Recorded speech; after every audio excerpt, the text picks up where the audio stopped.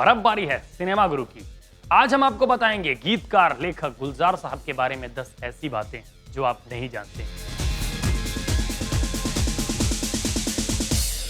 दोस्तों, गुलजार साहब का असली नाम है संपूरन सिंह कालरा और इनका जन्म हुआ था दीना डिस्ट्रिक्ट झेलम, जो अब पाकिस्तान में है।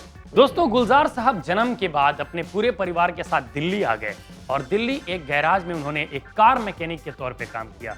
और कार मैकेनिक का काम करने वाला ये इंसान आज सुर और ताल की मरम्मत करता है और उसके गाने हर गाड़ी हर कार में बजते हैं। दोस्तों, गुलजार साहब को बचपन से ही सबसे ज्यादा प्रोत्साहन दिया उनके पिताश्री ने। उनके पिताजी कहते थे कि अगर लेखक बनना चाहता है तो लेखनी कभी मत छोड़ना। और एक बात याद रखना कि जब कला उफान पे होती है तो कोई ना कोई पारखी जरूर मिलता है।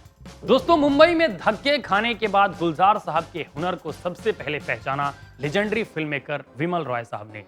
और विमल रॉय ने उन्हें अपनी फिल्म बंदरी में संगीतकार एस.डी. बर्मन जी के साथ काम करने का मौका दिया। दोस्तों, गुलजार साहब की पहचान एक गीतकार के रूप में तो हो गई थी, लेकिन उनके अंदर और भी सारे टैलेंट थे, जैसे लेखक, डायलॉग राइटर।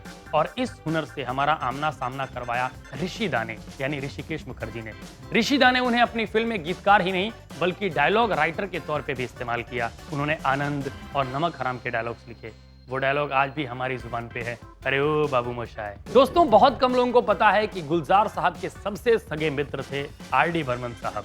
और जब गुलजार साहब फिल्म मेकर बने तो उनकी हर फिल्म में संगीत देने का काम आर.डी. बर्मन साहब ने किया। दोस्तों, गुलजार साहब की शादी हुई मशहूर अभिनेत्री राखी जी से, जो बाद में राखी गुलजार बनी।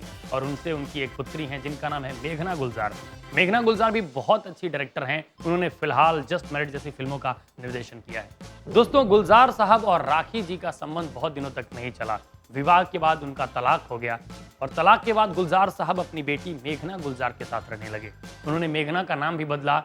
मेघना का नाम उन्होंने रखा गोशी और अपने घर का नाम रखा गोशियाना, जिसका मतलब होता है यहाँ गोशी रहती है। दोस्तों, गुलजार साहब यूं तो फिल्म इंडस्ट्री के राइटर हैं, लेकिन बड़े बड़े साहित्यकार उनका लोहा मानते हैं। बहुत बड़े बड़े कॉलेज में उन पे गोष्ठियां होती हैं, साहित्य अकेडमी में उन पे आयोजन किया जाता है। और उनका सम्मान इसलिए भी बड़ा है क्योंकि उन्हें असम यूनिवर्सिटी का चांसलर बनाया गया था।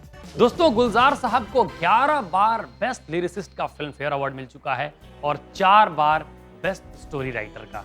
और इतना ही नहीं, गुलजार साहब हिंदुस्तान के इकलौते ऐसे गीतकार हैं जिन्हें ऑस्कर अवार्ड मिला है जय हो गाने के लिए।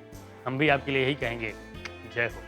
और फिलहाल जय हो, वीरू हो, बसंती हो, चाहे कोई भी राग हो, चाहे गब्बर सिंह हो, चाहे शोले हो, त्रिशूल हो, दीवार हो, हर तरह का डांस आप कीजिए।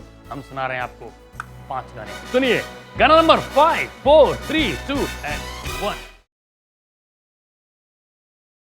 भाई, अब वक्त आ गया है कि क्या बताऊं, ना कोई मजबूरी है ना कोई बहाना है। कल आना है इसलिए आज जाना है।